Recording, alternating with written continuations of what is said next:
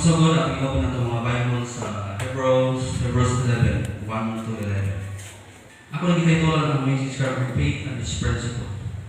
Ang faith ini ang pagtuo o pagsalig nito sa Ginoo nga siya ang Diyos nga ramanan nga muluwas ka nato sa gikan sa silot sa impyerno. Ang principle ni Ginoo na a kind of role, belief, or idea that guides you, or a kind of basic truth that helps you with your daily life. Ang isa na ka rule na kita gimutuo sa Ginoo and our belief na si Jesus Christ ang Ginoo gampanan ug ibol luwas ka nato sa gikan sa impyerno ug kini nag-guide sa atong daily nga inadlaw nga kinabuhi nga mutuo kita sa daily sa iya and is one of our principle ug kita nagasalig kaniya. Sa ako sa una pag trabaho ako sa ako pabor kaya manubila sa akin for the 8 years. Pabor ako manubila pero ito suwaro may principle nga ay ako motor to drive if I have my own car. So until now, kini nga beliefs o rules ang kinabuhi, nagayad din sa ako pag ikaw motor drive, is pabor na kayo. And this is also kita naman nagkasatan sa prinsipyo o ang principle nga dihatag din sa Bible, mamutuo ka kang Kristo, mubilib to sa iya, na siya rin muluwas nato dito sa linaw sa kalayo. And in verse 1, now faith is the substance of things hoped for, the evidence of things not seen. Ang atong ituan niya ang pagkanaa sa utang na wala natin makita. Sa atong salvation mga igsoon, wala natin makita ang unsakit ang salvation na ngayon kay wala may nagsulti natin ang makitawag gikan sa langit ngayon pa nila nakuha. Pero ang Bible, ang inusato, siya lang pamatuod na ang utang natin wala makita. We are futuristic pa nga. We can tell the future events by basing karon sa current situation, pinaagi sa biblical facts, biblical standards, biblical doctrine. We are futuristic. So, sa itong salvation, we can tell now na I am saved because I believe and have faith na si Jesus Christ muluwas ka na sa future. Dito sa umaabot na silot. And kiniato na yung matel because sa biblical standards, biblical facts, o sa doktrina sa Biblia, nga ipasabot sa ato karon nga presentation kung mag-usap ka nato sa ako maabot kung dito kita mapuyog langit. We are futuristic. Okay, sa verse 3 atong masabot nga atong pagtuo masabot nato nga ang world were framed by the word of God. Sulti lang sa Ginoo.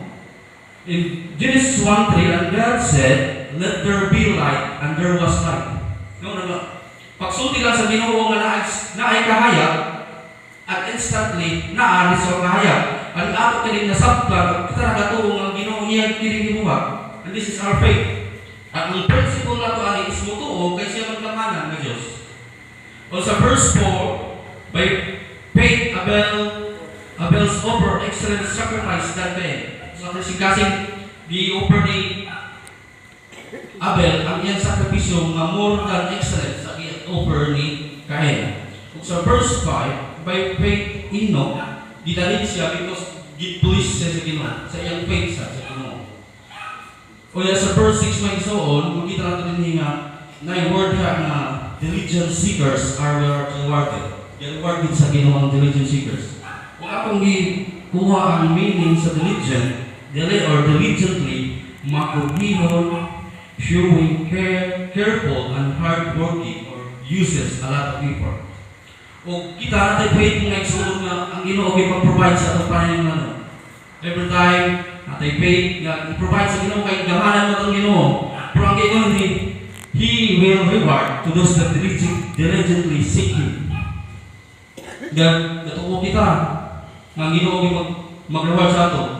O gatuo kita nga atong gihatag sa Ginoo ang atong panahon. Kunya sa atong faith isasabihin sa atong gituan, siya kay muhatag sa ato. Pero kung ga-pray kita, ga-faith kita na mo increase na atong personal intervention with sa church na kita mo involve kita sa kamulaton. But gasig bagi mo Ginoo through your personal intervention. Kawapaw sa kamulaton, gamuhat ka pa.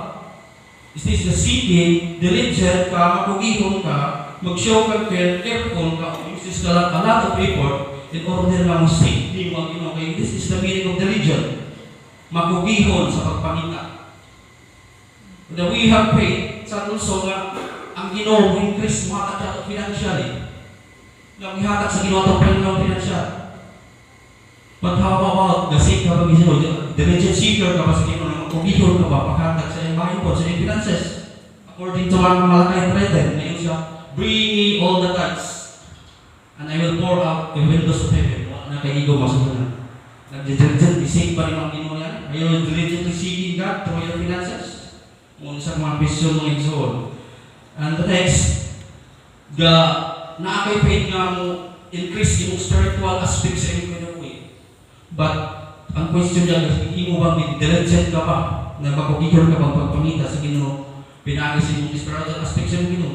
Kinabuhi. Siya galing sa tulo, pagbasa sa Bible, masigaluyahan na ta, paminaw sa bali, pagkanta sa allitor. Unya, this is one of the diligent seeker. Kung diligent seeker ka, imo gyud ipakita na diligent ka, nagmagugihon ka diyan sa pulaton sa Ginoo.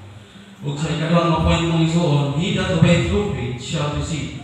Dini sa verse 8, si Abraham, nag-inherit siya o mga inheritance because of his faith. Ano sa Ginoo ni si Abraham, di-obey siya without hesitation through his faith. Tungkol sa pagtuloy sa Ginoo, nag-obey siya sa Ginoo without hesitation.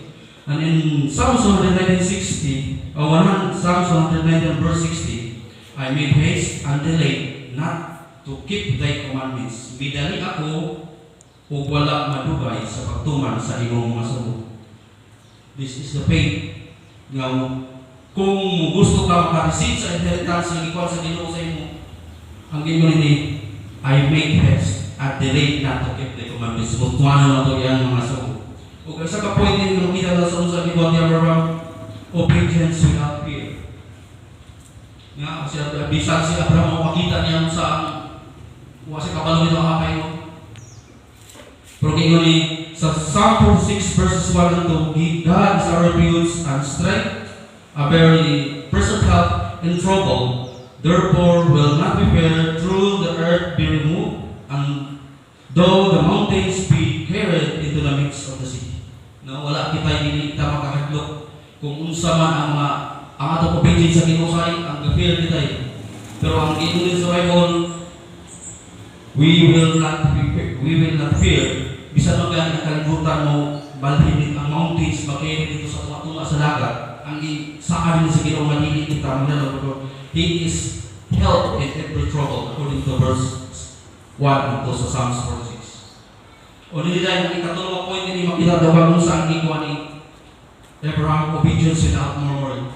Sa mabuloton sa Ginoo say daghan na ato usay multo na kay asad. But God sa Ginoo ni sa Philippians 2:14, do all things without murmuring and dispute. If we have faith in God, this is what we must do, without murmuring. Faith and belief.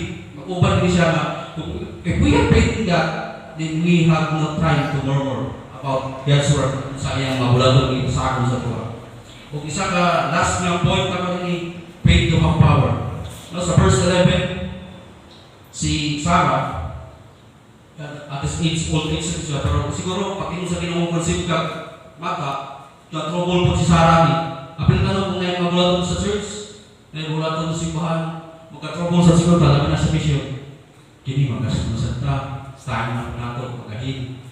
Kung iba't ingon din si Sarah, gi-embrace niya ang God's faithfulness para mahimo mabuhat niya ang mabulaton. Pero sa ato mga iso, kung naay bulaton nato sa mission, i-embrace na ito daan ang God, ang Ginoo, kay magatalangin ka nato. Because He is faithful. Muna sa iyo kagulato, lagi takay sa Sarah, giisip na niya, si judge na, si Pipinin sa verse 11, gi-judge na niya, na ang Ginoo, kay pagpadalangin ka niya, because our God is faithful. Usahay kita, di kita may kuha. Usahay ang faithfulness nato. Hindi nato usahay diligent. No? We have faith but we are not doing nga diligent seeker kita sa bulaton sa Ginoo. Kaya ang isaano ni sa verse 6, the reward siya. Ug katong ga-obey, maka-receive according to verse 8. Ug si Sarah, ma-obtain power. Maka-obtain ka power sa pasiguro. Kagaluyan ka pero kung i-promise ni ang ato lang i-embrace kung sa ang faithfulness sa Ginoo. Sa kagaluyan ka sa kabulaton sa Ginoo, kaya naman tayo kaloyan ka, but what is the most important thing na para mag-counter na ito ang kining kaloyan is i-embrace na ito lahat sa pagkamaayon sa Ginoo unsa ang pagkapitpon matiliman sa taksa-taksa kinabuhi. Ang atong mabuhat ang mga brutal sa Ginoo uban sa iyang saad, uban ka lang. O mag-isod, I hope na makita kita ng religion seeker na makudihon kita niya sa kaburong abalaton sa Ginoo o mag-obey ka niya sa without hesitation, fear, and murmuring. O lastly, i-embrace natin ang pagkamatiluganan sa Ginoo o ayang pagka-faithfulness niya sa taksa-taksa kinabuhi. Salamat po. I hope mapanalangin kita sa Ginoo. Salamat.